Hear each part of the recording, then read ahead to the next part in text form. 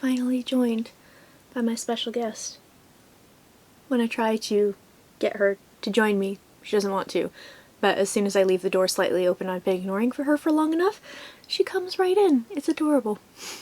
Hey guys, it's Justine and Sophia here from I Should Read That, and today I am bringing you the Get to Know the Fantasy Reader book tag. I'm like 90% sure I got the name right.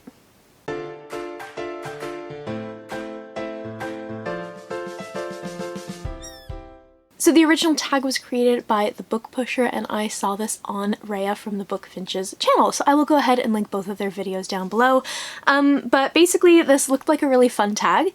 I haven't seen it floating around a lot, so maybe this will be like a nice refreshing tag to do, and I hope that if you guys haven't done it, you would consider going ahead and doing this tag and then sending me a link so that I can watch it as well. I'm sat on the floor in my comfy filming spot. Apparently this is where I film now. I don't sit in a chair. I got Soph sitting right here next to me, just out of shot. And yeah, let's go ahead and get started. So the first question is, what is your fantasy origin story? So basically how you came to read your first fantasy novel. I think I do have a really solid like fantasy quasi-origin story, but that came much further on in life. I was reading a little bit of fantasy when I was younger. Obviously, like lots of children's books and stuff like that have fantasy elements. My dad, bless his heart, is not a fantasy reader whatsoever, but he and my mum would read The Hobbit to me and my sister. It must have tortured him so much, but it made us really happy, so he did it. Shout out to Dad.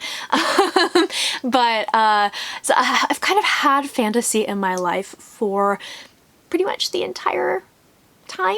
And then when I went and watched the first Lord of the Rings film in cinemas, what was that, like 2001, 2003, something like that, my little mind was absolutely blown. I just remember sitting there with my best friend, because we would go to the movies all the time, because at that point it was like kind of affordable to go to films, and we just sat in the theater like, this is the coolest thing ever. So I read the Lord of the Rings trilogy, kind of. That's a story for another time, but you've probably already heard it if you've been here for a while.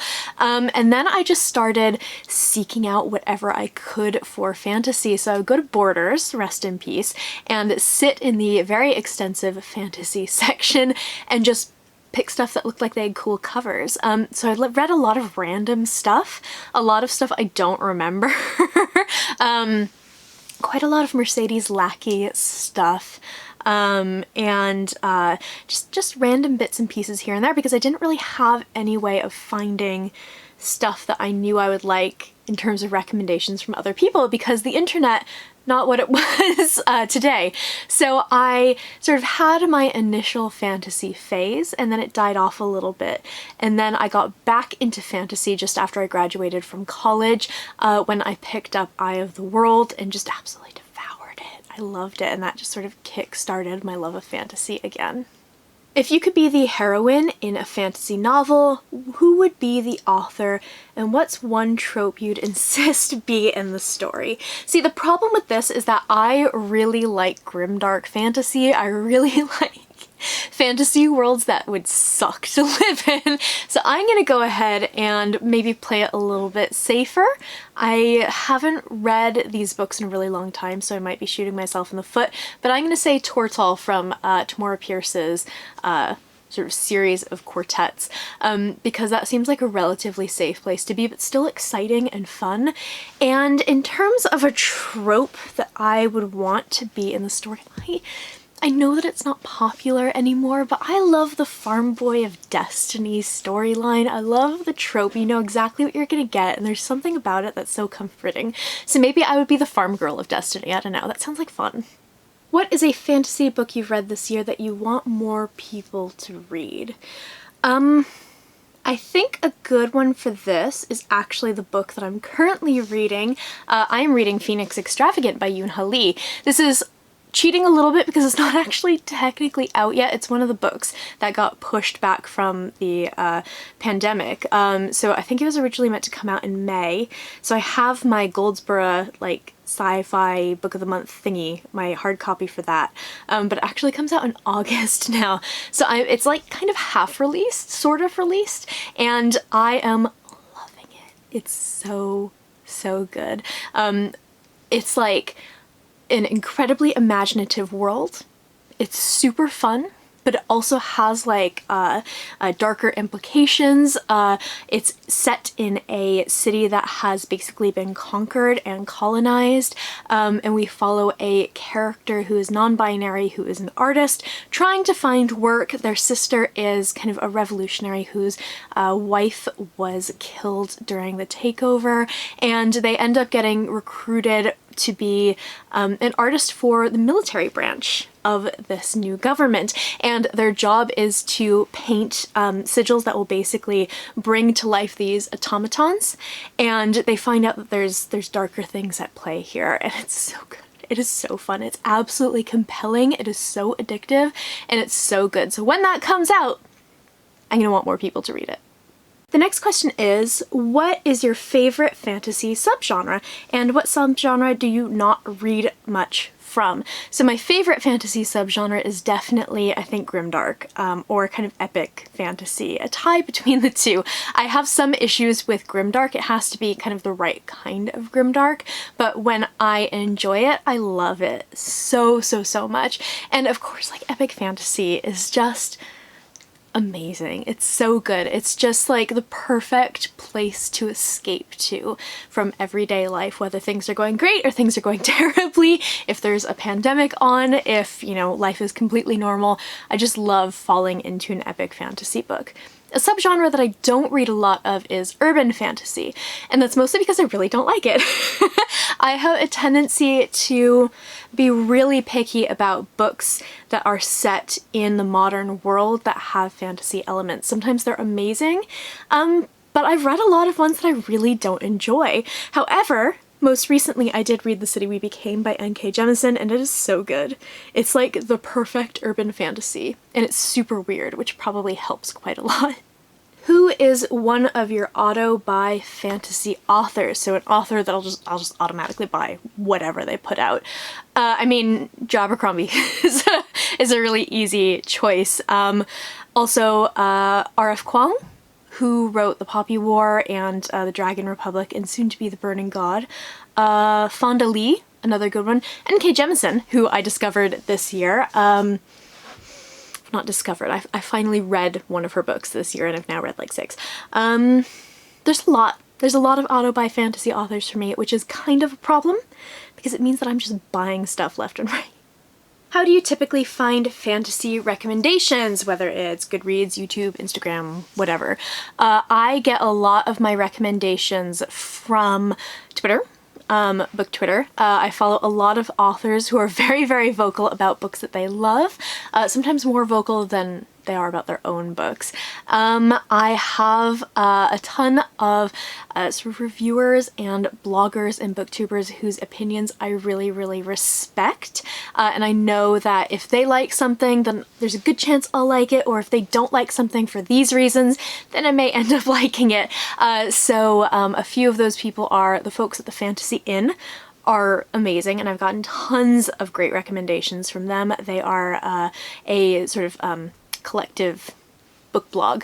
I get lots of recommendations from my friend Shanna from Bionic Bookworm, who is the sort of mind behind the Off the Grid Readathon, who's an amazing book blogger. We're book twins, basically. Ava from Books Ava After, anything that she likes I'm gonna like. That's just, I don't make up the rules, that's just how it works. Angela from Literature Science Alliance has amazing taste in books and reads a lot of stuff that I haven't necessarily heard of, so she's an amazing person who I go to for recommendations. There's tons and tons of people that I can't even begin to start rattling them off, or else we'll be here for hours, but those are a few people off the top of my head who I know I can go to for a really good recommendation. What is an upcoming fantasy release that you are excited for? I talked about this in my mid-year freakout book tag. that would be The Trouble with Peace by Joe Abercrombie. That comes out in September. I cannot wait to read it. I loved the first book in the Age of Madness trilogy, which was A Little Hatred, which I reviewed last year. One of my favorite books of the year. Is so, so good. I can't wait for this. I can't wait to continue on with the story. His characters are always amazing.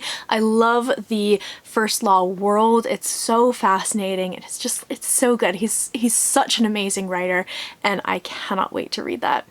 What is one misconception about fantasy that you would like to lay to rest? This comes at the time of some idiot tweeting about how before J.K. Rowling was published in 1997, female authors were unheard of.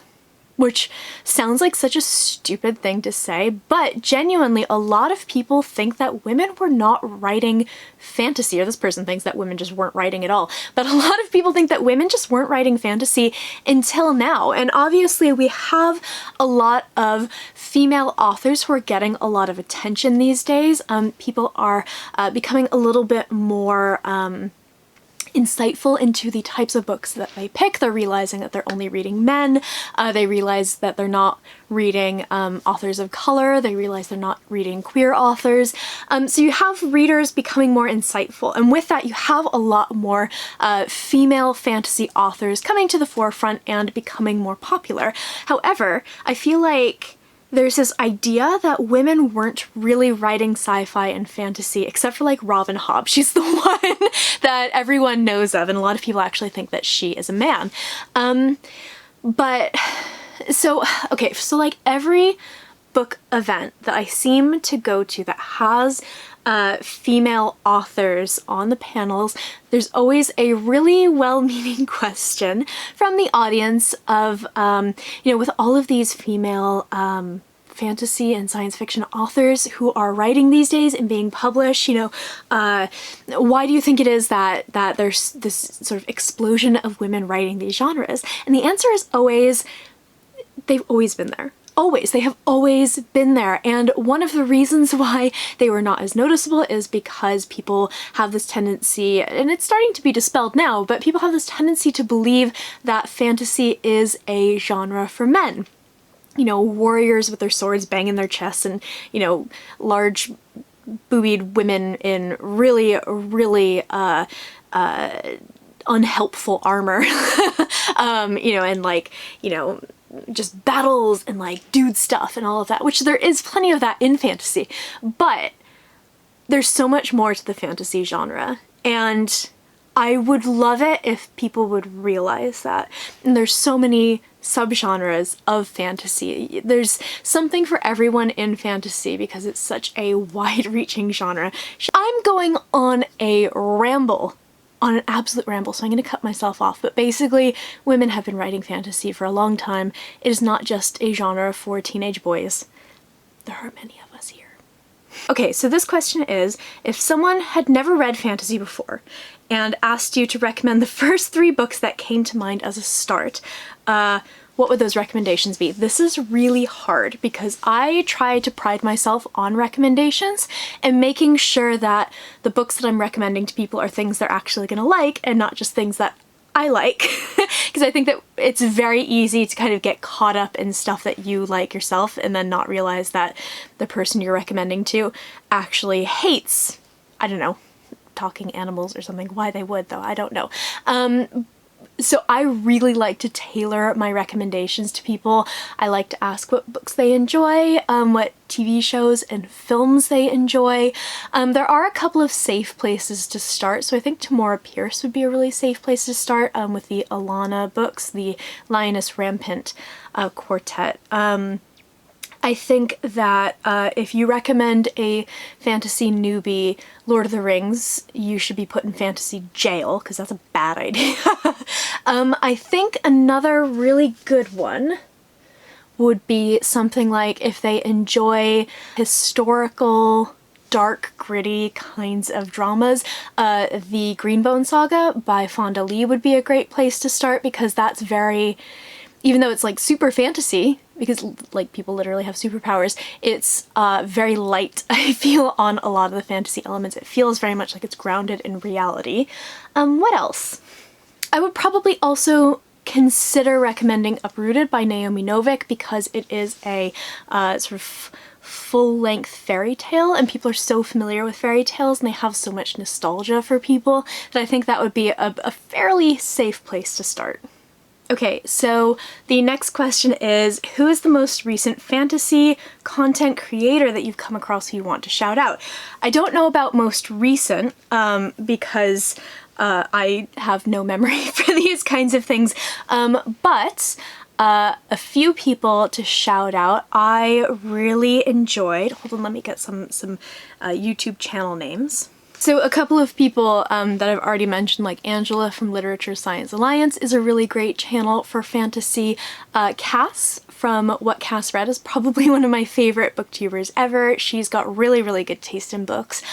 Kitty G from Kitty G Books, I believe, is an amazing British booktuber who talks about fantasy, and she reads a lot of independent stuff as well. Let's see some people who I don't always talk about all the time. Katie from Brightness Katie is a fairly new booktuber who I've discovered, and she is lovely, and she's a huge Brandon Sanderson fan, as you can probably tell from her handle. She's a really good person to go with. Jade from Bedtime Bookworm is amazing. I really enjoy her, and she's a fellow Wheel of Time fan, which makes me really happy. I'm gonna be sat here scrolling through Twitter and YouTube on my phone forever if I don't stop here, but those are a couple of people who I really enjoy. I am at some point planning on doing a booktuber shout out video, but I'm trying to diversify my subscription feed a little bit and gain some familiarity with some other booktubers before I do that. So yeah, those are some people that I really like. Their channels will be linked down below, and I highly recommend you check them out if you like the stuff that I enjoy. So that is it for this book tag. I hope you guys enjoyed it. If you want to go ahead and do this tag, definitely consider yourself tagged. I am going to specifically shout out Kayla from Crack Into a Good Book, Judith from Dead Good Book Reviews, and Amber from Books of Amber. Do this so that I can see your answers and be really nosy. In the comments below, I would love to know if you have any kind of alternate answers to any of these questions, where your love of fantasy began, or just some of your favorite fantasy books. I post bookish content to this channel fairly frequently, so go ahead and hit subscribe, check back soon, and I will see you next time.